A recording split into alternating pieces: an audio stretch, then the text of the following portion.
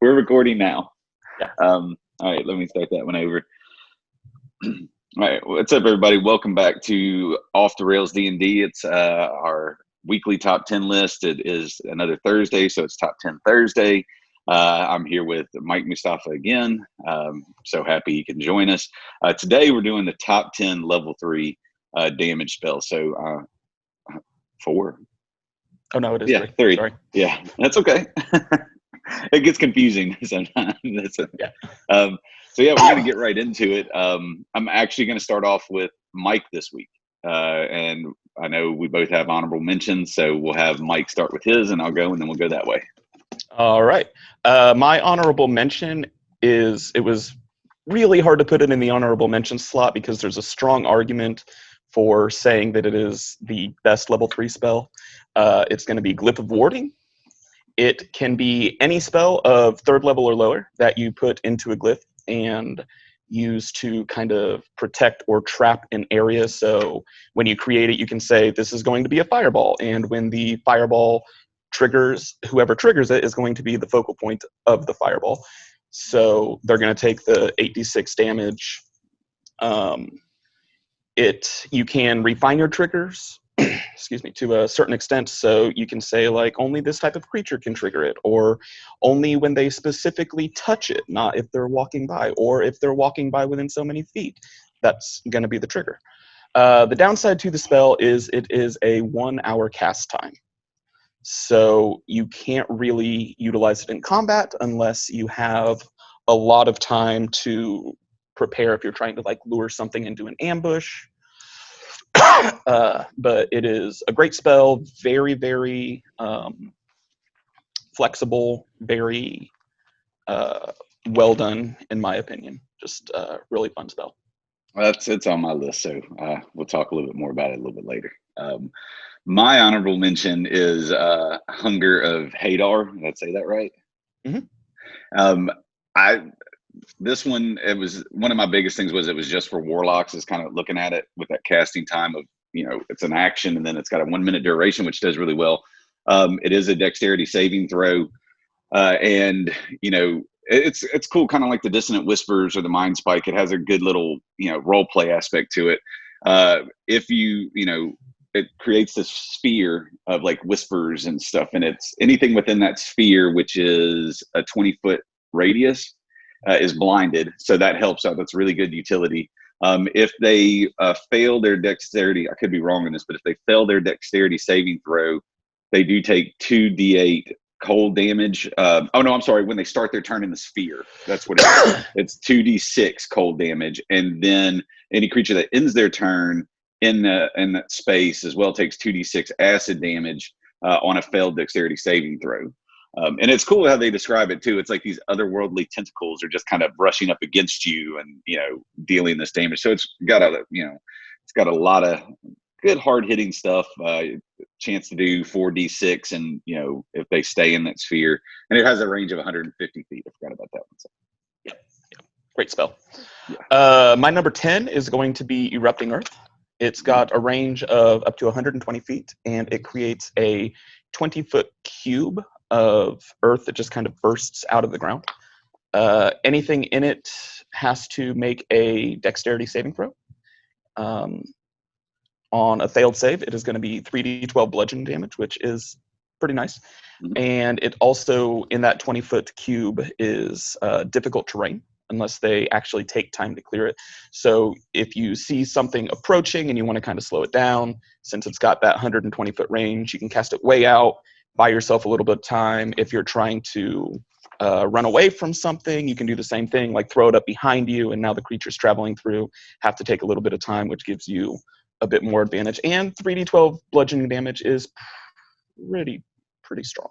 Yes, definitely. And my biggest thing that I like about this spell too is the fact that you can, if they want to, they have to take time to clear, and it takes 1 minute. So I mean, that's a long time for them to start clearing it. So that gives you the opportunity to just hit them with whatever you can, especially if it's a big force that's doing it. Yeah. My number 10 is Pulse Wave. It's for wizards, and It's got a casting time, one action with a range of 30-foot cone. It is a Constitution saving throw, and on a failed saving throw, they take 66 force damage. And this is cool. It's almost like you're a Jedi. You can push them 15 feet away, or you can pull them 15 feet. Yep. And I could see using something like that with erupting earth and pulling them into it. If you're close enough. So that would be actually really cool. And then on a failed save, they're still taking half as much force damage. The other cool thing about it too is, like, let's say that somebody used heat metal and they had to drop their weapons. You could then use this because it also pushes anything that's unsecured 15 feet away or pulls it. So, that'd be something good in your game with the dragon cast it. Absolutely. So it'll pull my stuff Absolutely. back to me. So. My number 9 is going to be Hunger of Hadar. Same reason as Robert's, 150-foot range, 20-foot sphere. Creatures in it are automatically blinded. Difficult terrain, so they might have to spend more than a full turn to exit it. And with the blindness, you could make the argument that if they're not very intelligent creatures, they might not know which way to go to get out of it efficiently. 2d6 cold damage at the start of every turn, and if they fail their dexterity saving throw, it's an additional 2d6 acid damage.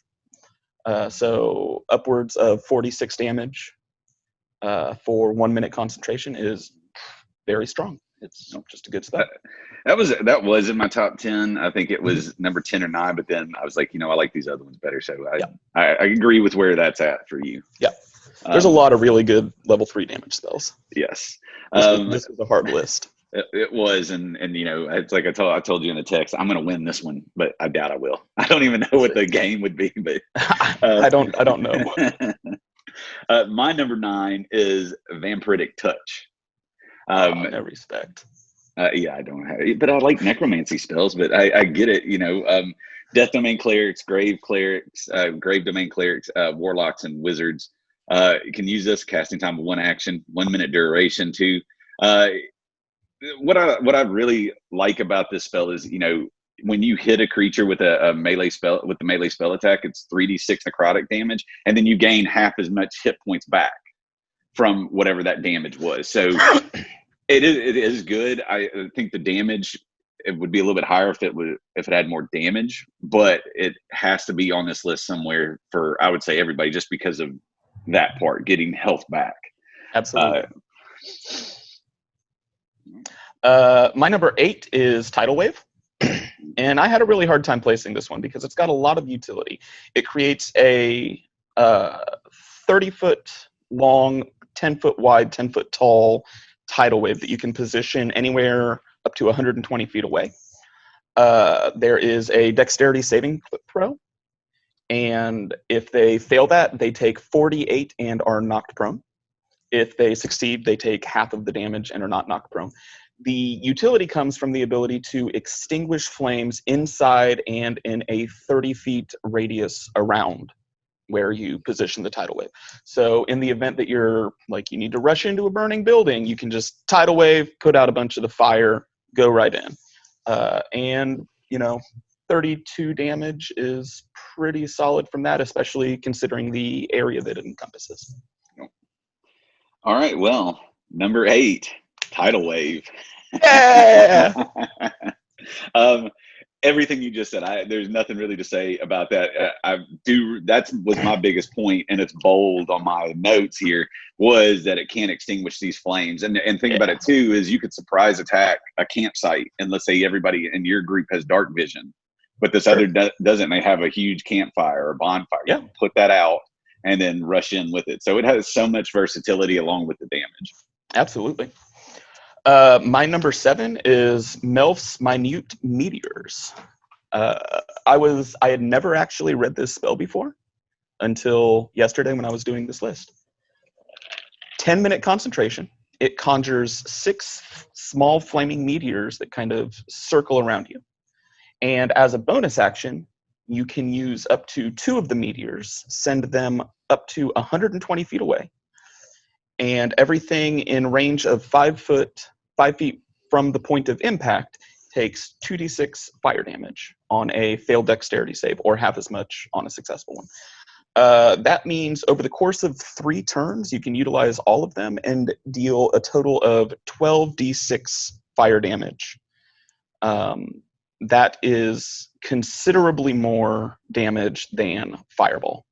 And it's not obviously not nearly as big of a range, but if you're only fighting 1 or 2 creatures, you can really dish out some serious damage with this spell. The downside to it, of course, is that it takes up to 3 turns to utilize all of the meteors, and you have to maintain concentration on them, otherwise it goes away. But it is a bonus action to use them, so you can still cast other spells while you are pelting people with meteors. I'm just gonna go ahead and say that's not on my list. Boo. Yeah. My number 7, we talked about this last night, is Thunderstep.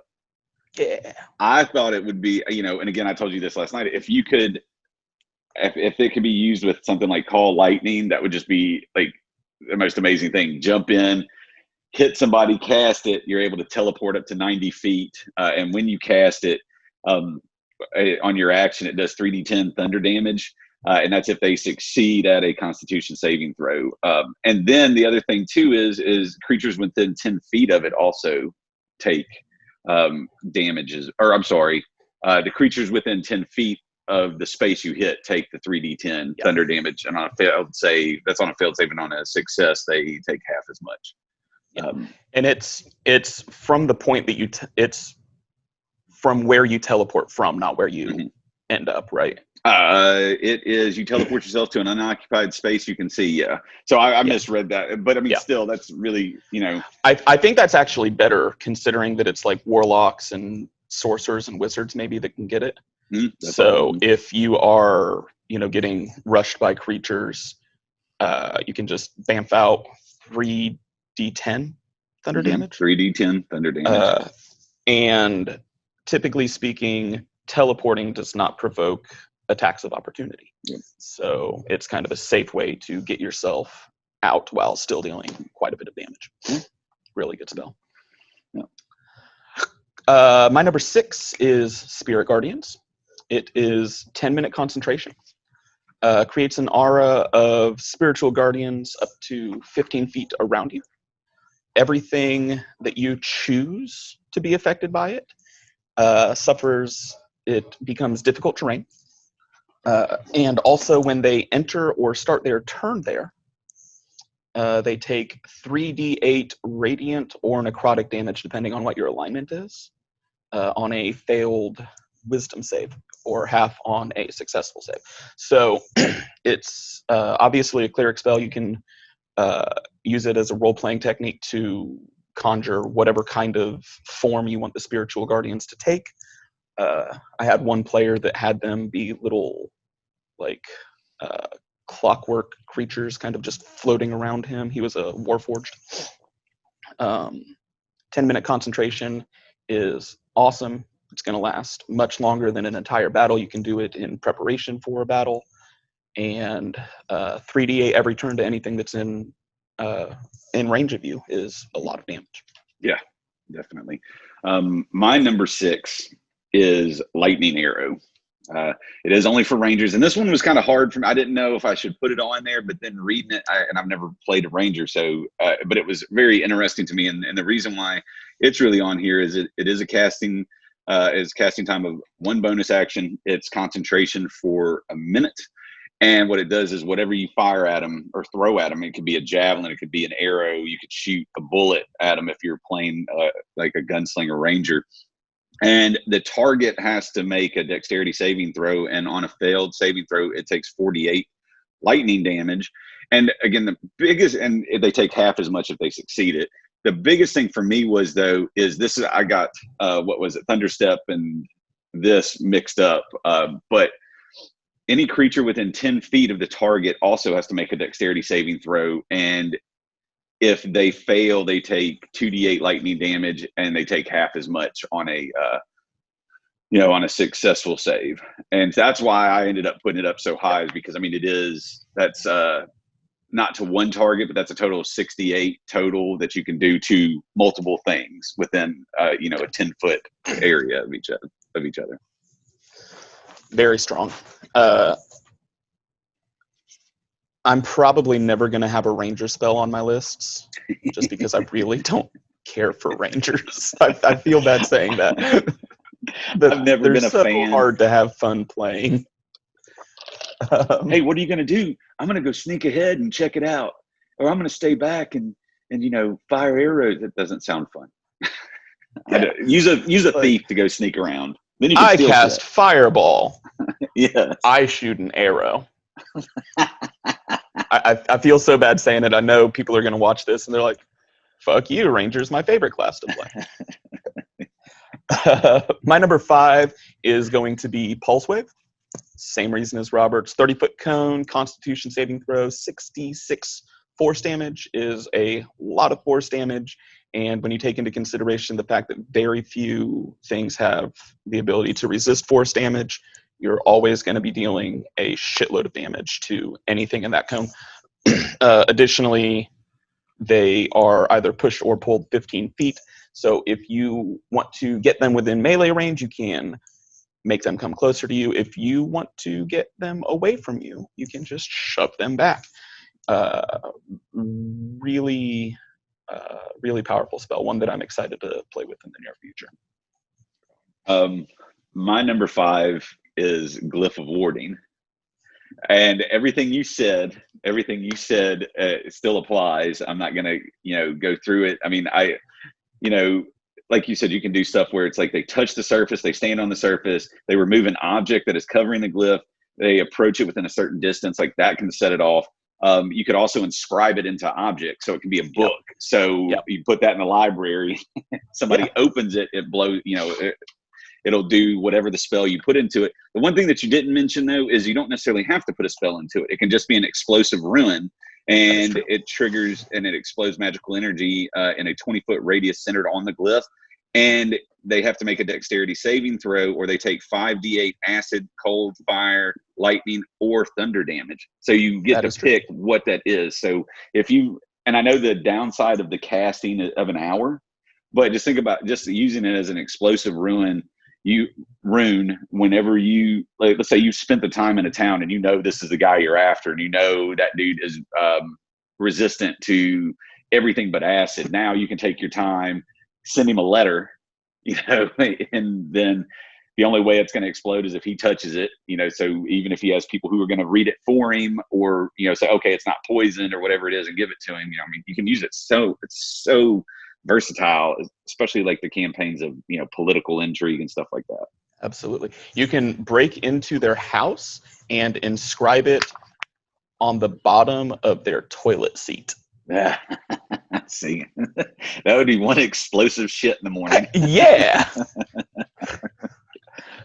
My number 4 is Vampiric Touch. That's why I said Robert has no respect. 1 minute concentration, which is quite a long time. Every turn you can make a melee spell attack with it. On a success, or on a failed, or on a hit, sorry, it's 3d6 necrotic damage, and you heal for half as much damage. There is another spell, and I don't remember what it's called off the top of my head, that I think Death Domain and Grave Domain clerics can get, where they can sacrifice up to, I think, 48 worth of hit points to heal another creature for all of the damage that they take. So if you want, you can drop your hit points down super low to put your tank back up to maximum HP, and then every turn slowly regain some of those hit points back with Vampiric Touch attacks, which is a pretty awesome combo that I'm a fan of. I'm kind of upset that the Circle of the Spores, they get necromancy spells, but that's one they don't get. Yeah. I'm kind of upset. It's a little weird. That. Yeah. Whatever, it doesn't matter. I'm going to get to animate dead eventually, so that's going to be fun. A druid animating dead. You'll be animating yourself. Exactly. Yeah, I probably will. My number 4 is Lightning Bolt.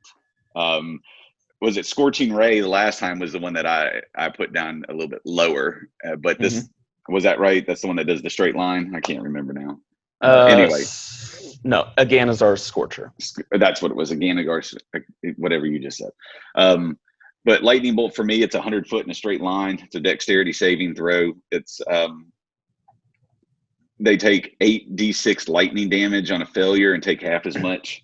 Again, it's really going to only be. I mean, to me, the best thing is like if you were trying to funnel somebody into an area, like we were talking about the last time, you can set these traps. I mean, just think about if you can put spike growth on sides to funnel them around it and come in a straight line through it, and only a 5 foot line.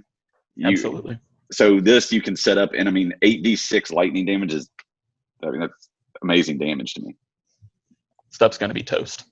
Yes. My number 3 is Call Lightning. 10-minute concentration, 120 foot range, and it creates a 60 foot radius lightning storm in whatever area you conjure it. The downside is if you are indoors, you have to be in a place big enough to accommodate that 60 foot cloud, which is not always possible. And I think it has to be up to at least 10 feet tall. But every turn as an action for the duration, you can choose a 5 foot area and a bolt of lightning comes down, dealing 3d10 lightning damage on a failed dexterity save to anything in that 5 foot area. And then every turn you can pick a different point in that radius to call down another bolt of lightning. So over a few turns, it has the ability to just wreck a battlefield. Yes. That's why I've never seen that spell, again, though I rarely play spellcasters that would probably Ashley used to use it in the original Curse of Strahd campaign. Oh, wow. Oh, did you? Huh. No, Ashley did. Oh, Ashley. I don't remember. I will be using it though because I love that. Yeah. My number 3 is Fireball. Boo. You were hoping it wasn't going to be on my list. I was hoping it would be in the right spot. Oh, you're hoping to be in the right spot. Okay. Well, everybody knows what Fireball is. If you play D&D, everybody knows Fireball. But it is 150 foot range with a 20 foot radius, dealing 8d6 damage on a failed dexterity saving throw and half as much on a success. The other cool thing, just like Tidal Wave, is that the fire spreads around corners and ignites flammable objects. So you could set, after you hit it, you could set the house on fire that the people were in. Absolutely. And then shut the door on them and let them, burn. But yeah, I mean, that's pretty much it. Again, everybody knows Fireball. Everybody has that one person who just casts it willy-nilly and just fireball. It works. It's very effective. It does work. My number 2 spot is going to be Lightning Bolt. Same reasons as Robert. 100 foot line, 5 feet wide, dexterity saving throw, 8d6 lightning damage. It's a huge amount of damage. And under the right circumstances, you can just end some fights, like in the situation that Robert was talking about, where you can kind of funnel people in through a central entry point and just, and it's 100 foot line, so you can do it from pretty much anywhere in the fight. My number 2 is Erupting Earth. You've already talked about it. Mike said everything. No, hey, I know, I understand that look. That's fine. I get it. But Mike's already said everything about it. But again, this goes back to the difficult terrain. It is there. It deals this damage. It gives you more chances for somebody to use Fireball as they're trying to get through it and stay back from them, which then will add more damage on top of your already 3d12 bludgeoning damage. Yeah. My number 1, no surprises, it's Fireball. Oh God. Okay. It's an amazing spell. 150 feet range. You can cast it from anywhere. You can use it to absolutely demolish somebody that's trying to run away from the fight. If there's like a scout that's trying to go alert the troops, you can just blow them up from wherever you like.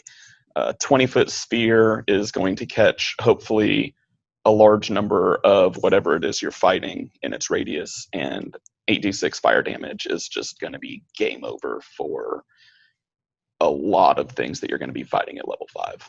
It's iconic. It is. I kind of knew you were going to have it at number 1. I thought I couldn't not do it. I just had to. I felt bad about it because it's not exciting, but it is amazing.